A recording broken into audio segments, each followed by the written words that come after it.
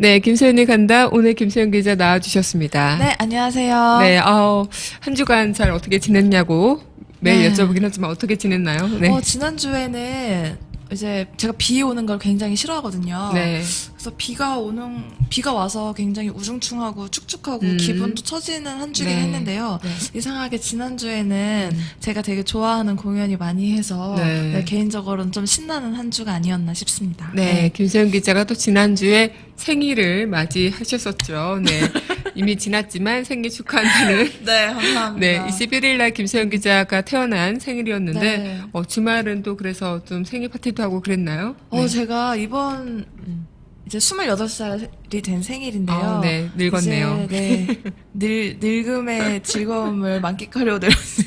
아유, 네. 이렇게 청취자분들께 또 이렇게 죄송한 얘기지만, 네. 김소연 기자도 푸릇푸릇한 그런 파릇파릇한 시절에 있었는데, 저도 그렇고요. 민소 와서 이렇게. 네. 근데 되게 신기한 게 27살 때까지는 그런 네. 이야기를 별로 듣지 않았는데 이상하게 28살인 올해부터 야, 세훈아, 우리도 이제 28살이다. 나이 들어간다. 이런 얘기를 28살 생일부터 좀 많이 들은 것 같아요. 네. 네, 그래서 조금, 뭐야, 이렇게 하기도 했는데, 또 이제 뒤에서 친구들이나 이제 축하해주시는 분들이 28살이지만 파이팅 이런 이제 응원을 많이 해주셔서, 이번 생일은 되게 뜻깊은 생일? 네, 선물도 되게, 이렇게 의미 있는 선물들을 좀 많이 받아서 네. 28살 생일이 좀 되게 특별하게 다가온 것 같아요. 네. 김소연 기자의 생일을 축하하면서 네. 오늘도 이렇게 문화다락방 김소연 네. 기자와 함께하는 코너가 더 특별해지지 않을까 생각이 드는데요. 네. 오늘 그러면 노래 한 곡 듣고요. 이야기 이어가도록 하겠습니다. 네, 이어서 함께 할 곡 여러분들과 함께 들을 곡은요. 네, 이 노래 함께 할게요. 한동준이 부릅니다. 너를 사랑해.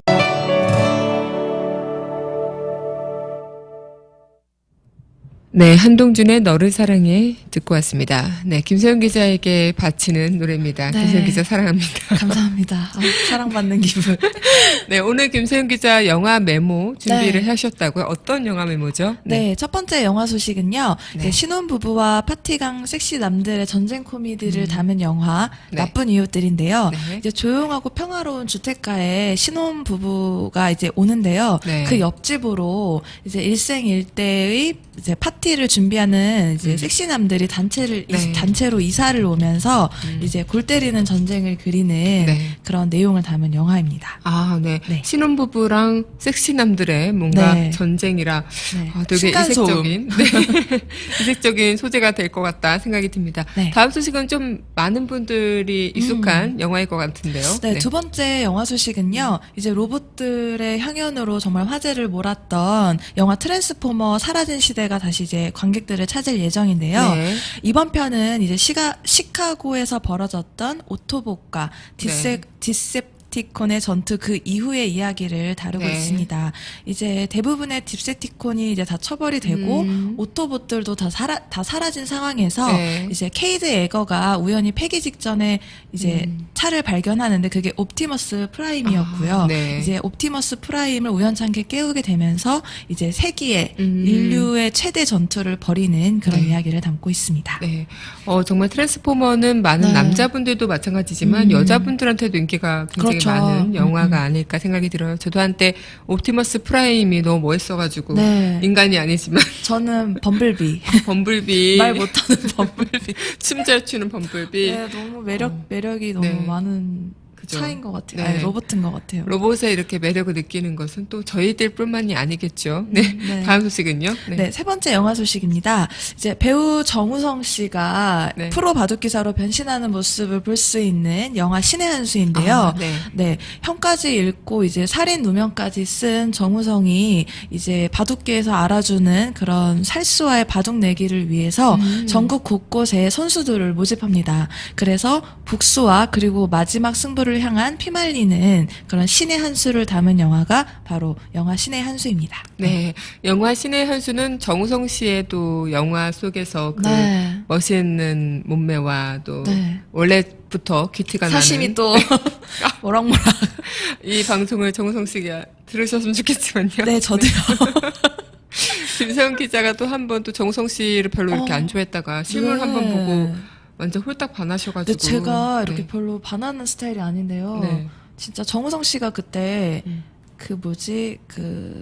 무릎팍도사인가? 네. 거기서 이제 자신이 뭐 이렇게 실물이 더 낫다는 네. 이야기를 들었다. 그런 걸 무릎팍도사에서 이야기하셨던 네. 기억이 나는데요.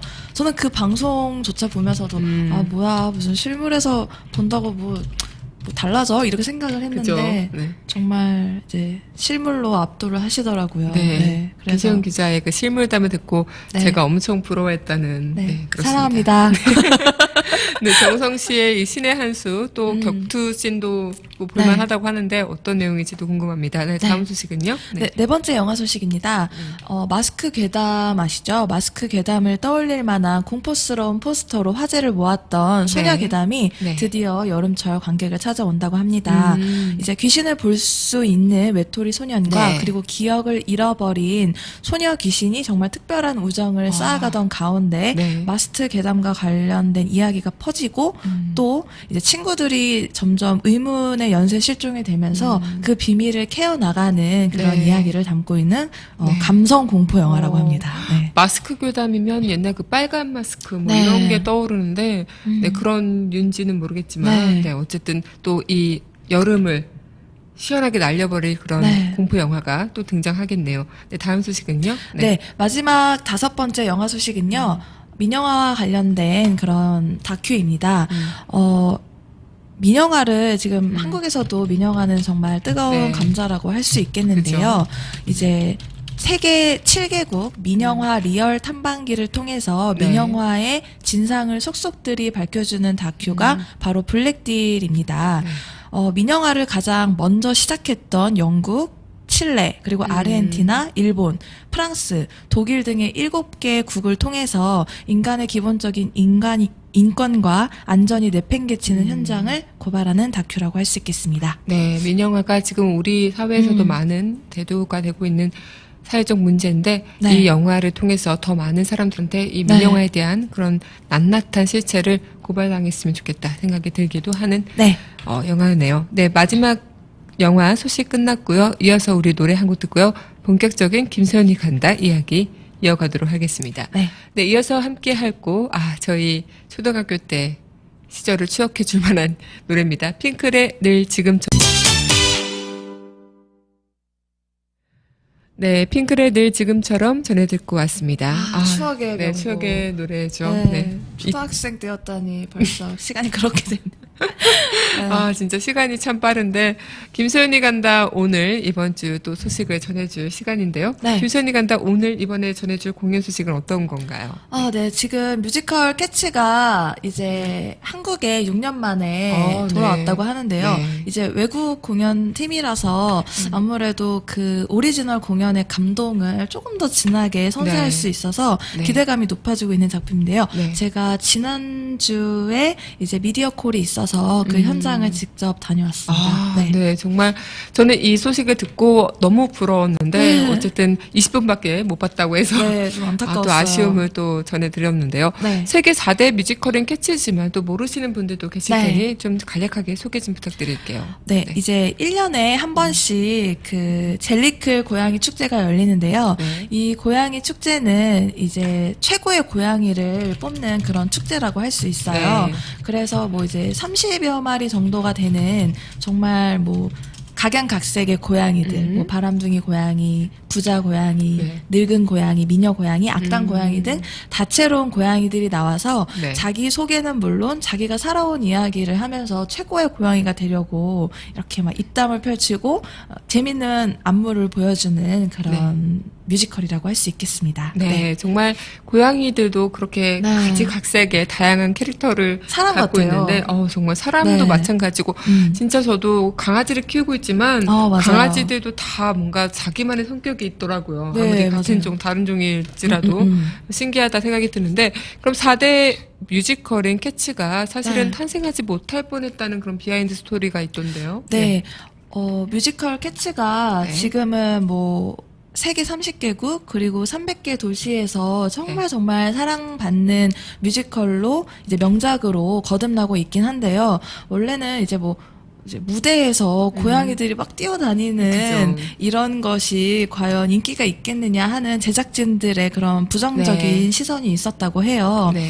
지금은 이제 앤드류 로이드 웨버하고 그리고 메칸토시의 네. 두 거장의 작품으로 이름을 알리고 있는데요. 네. 처음에는 이제 앤드류 로이드 웨버가 T.S. 엘리엇의 네. 우화, 이제 지혜로운 고양이가 되기 위한 지침서를 토대로 네. 뮤지컬을 만들어야겠다라고 생각을 했다고 해요. 그렇군요. 네. 근데 이제 일각 사람들은 이제 빅토리아 시대의 이제 시대적인 인물 유형을 상징적으로 보여주는 것 네. 같다라면서 좀 비판적인 입지를 보였었는데요.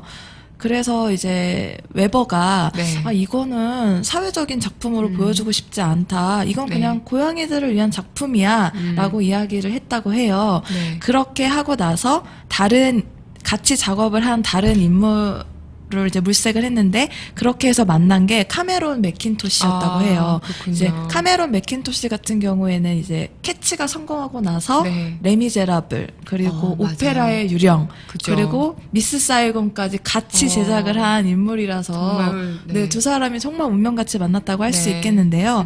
맥킨토시가 이제 웨버한테 소개해준 사람이 로열 셰익스피어 극단의 천재 연출가였던 네. 이제 트레버 넌이었다고 해요. 그렇군요. 근데 트레버 넌이 28살인데 이제 천재 연출가였긴 하지만 이런 대형 상업 뮤지컬을 한 적은 없어서 이제 제작진들 사이에서도 너무 이 사람은 상업 뮤지컬을 다뤄본 적이 없다, 성공하겠냐 네. 이런 좀 부정적인 입장이 또 있었다고 하고요. 그렇죠.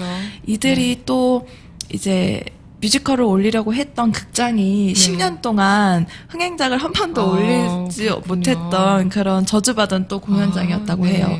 게다가 엎친 데 덮친 격으로 네. 이제 캐치를 처음 올리려고 한 날 네. 이제 그 주인공 역할을 맡은 이제 배우가 또 부상을 당하게 되면서 네, 악재가 꽤 네, 섞이네요. 뮤지컬이 또 이렇게 시기가 늦춰지기도 하는 그런 악재가 계속 연이어서 이어졌다고 하고요. 네. 하지만 그럼에도 불구하고 너무너무 사랑 같은 고양이 네. 그리고 정말 환상적인 음악 그리고 판타스틱한 무대로 이제 캐츠가 세계적인 뮤지컬로 기록하게 되었다고 합니다. 네, 정말 이런 힘든 과정이 있었기 때문에 지금의 빛나는 캐치 작품이 탄생이 네, 된 것 맞아요. 같기도 하다는 생각이 드는데 또 뮤지컬 캐치 배우들만의 철칙이 있다는 얘기가 들려요. 네. 아무래도 웨버가 정말 이건 고양이로 그냥 네. 보여주려는 작품이야라고 네. 이야기했던 것처럼 네. 정말 그 T.S. 엘리엇에 나오는 고양이들의 세계를 정말 판타스틱한 고양이들의 세상으로 네. 보여주고 싶었다. 이런 것이 어떻게 보면 이제 더 캐츠만의 그런 철칙을 만든 게 아닐까 그렇군요. 싶은데요.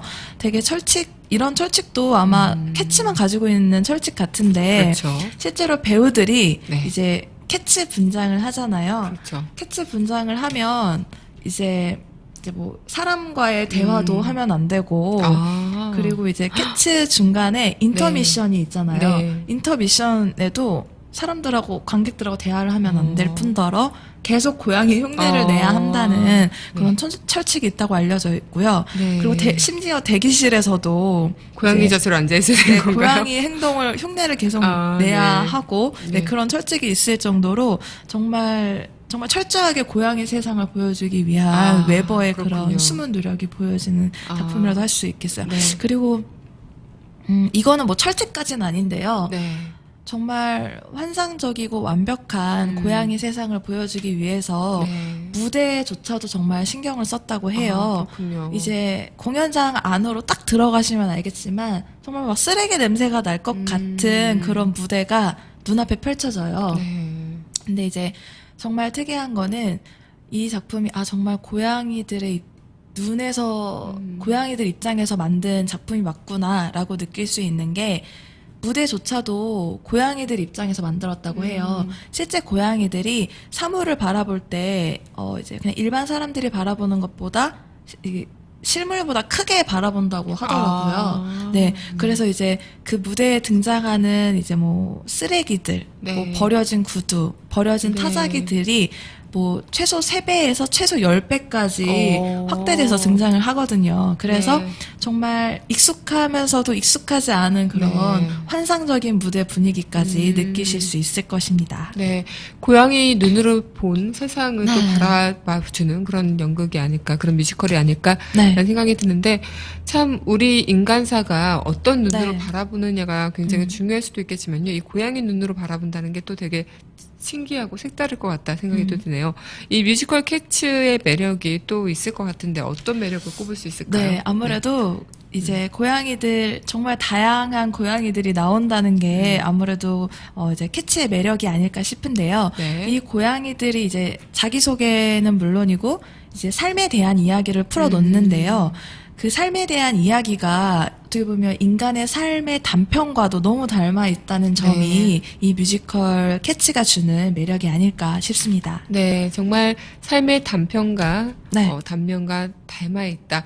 이 얘기가 우리가 지금 하고자 하는 얘기랑 비슷할 것 같다 생각이 네. 드는데, 정말 우리가 인생을 살아가면서 숱하게 겪어가는 패배 의식도 있겠고, 네. 오늘 또 특히 새벽에 또 4시 일찍 일어나셔서 축구를 보신 분들도 많으실 것 같은데요. 네, 대패를 했는데, 네. 뭐 물론 우리 선수도 열심히 하고 최선을 다해서 뭐 네. 거기에 대해서 비난하거나 이런 거는 삼가해 주시기 바라겠지만, 그래도 네. 우리 국민들의 씁쓸한 마음은 또 어떻게 할 네. 수가 없는 것처럼 모든 인생이 좀 이런 패배와 실패의 순간이 있겠지만, 어느 순간 또 승리의 기쁨을 맛보는 그렇죠. 순간도 있겠죠. 인생의 전체가 패배라고 볼 수는 없는 것처럼요. 네. 이 뮤지컬 캐치에서도 약간의 그런 고양이 눈으로 본 인간사를 어떻게 표현할지, 그리고 인간사가 꼭 그렇게 부정적이고 힘든 그 모습만은 아니라는 것을 네. 좀 보여주는 듯한 네. 뮤지컬이 되지 않을까라는 생각이 듭니다.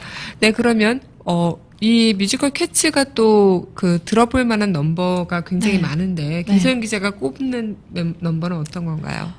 저는 이제 제가 가서 직접 들은 거를 우선적으로 소개해드리고 싶어요. 네. 아무래도 소개해주신 게 아무래도 지금 각광받고 있는 뮤지컬 넘버이기도 한데요. 가장 먼저 이제 소개해드리고 싶은 넘버는 젤리클 송스 for 젤리클 캐츠라는 곡입니다. 네. 이제 다양한 정말 다채로운 고양이들이 나와서 네. 최고의 고양이를 뽑기 전에 정말 화려한 군무와 고양이들의 정말 매력적인 그런 동작이 숨어있는 곡이기도 하고요. 네. 그리고 두 번째로 소개해드리고 싶은 곡은 정말 전 세계적으로도 유명한 뮤지컬 넘버라고도 할 수 있겠죠. 그죠. 바로 이제 메모리라는 네, 그죠. 곡입니다.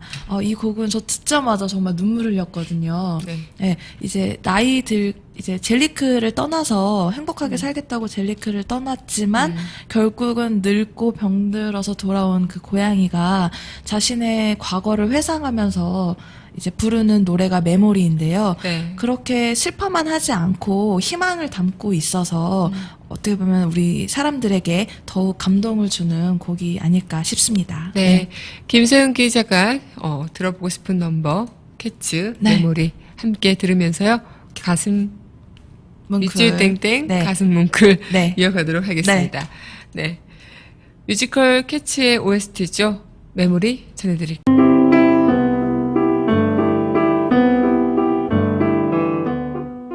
가슴 뭉클 밑줄 땡땡.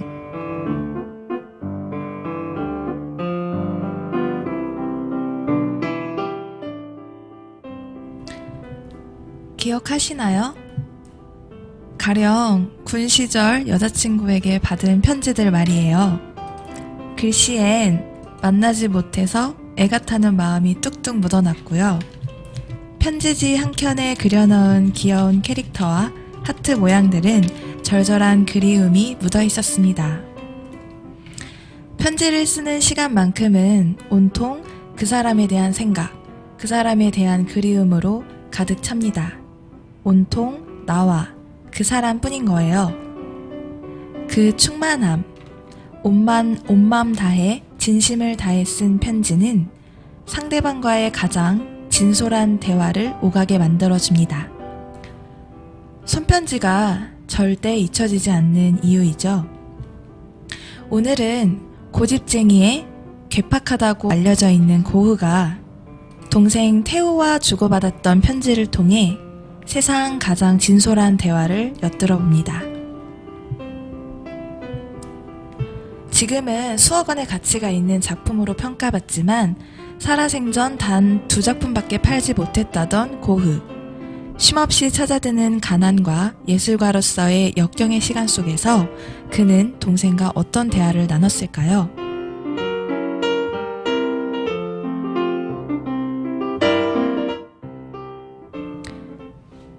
(1882년 7월 21일) 동생 테오에게 쓴 편지입니다. 사람들에게 나는 어떤 존재일까? 보잘것없는 사람, 괴팍스러운 사람, 불쾌한 사람일 거야. 사회적으로 아무런 지위도 없고 그것을 갖지도 못할, 요컨대 최하 중의 최하급.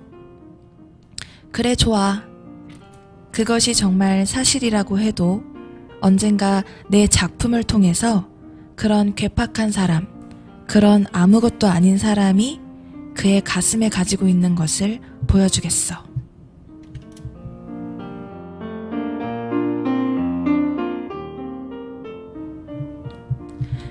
(1884년 10월) 테오에게 쓴 편지에는요, 이렇게 나와 있습니다.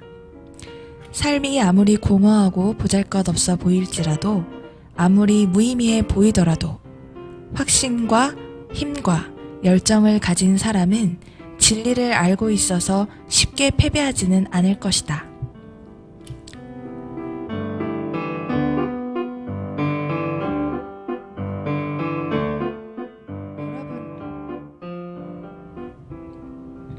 여러분은 다른 사람들에게 어떤 존재인가요? 고흐처럼 갖은 편견에 시달리지 않으신가요? 혹은 날카로운 사람들의 손가락질 때문에 힘들어하고 있진 않으신가요? 하지만 무엇보다 여러분 스스로를 괴롭게 하는 것은 꿈을 잃어버리는 일일 것입니다. 너무 가난해서 모델료를 지불할 여건도 되지 않았던 고흐가 삶에서 패배하지 않을 수 있었던 이유는 가슴속에 불씨, 꿈이 있었기 때문입니다.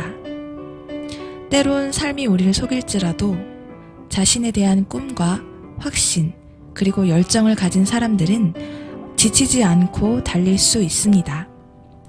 안팎으로 시끄러운 일이 많습니다. 차가운 현실 때문에 가슴속에 불을 잃고 있진 않으신가요? 비까지 추적추적 내리는 날 가슴속 불씨를 돌이켜 생각해 보시면 어떨까요?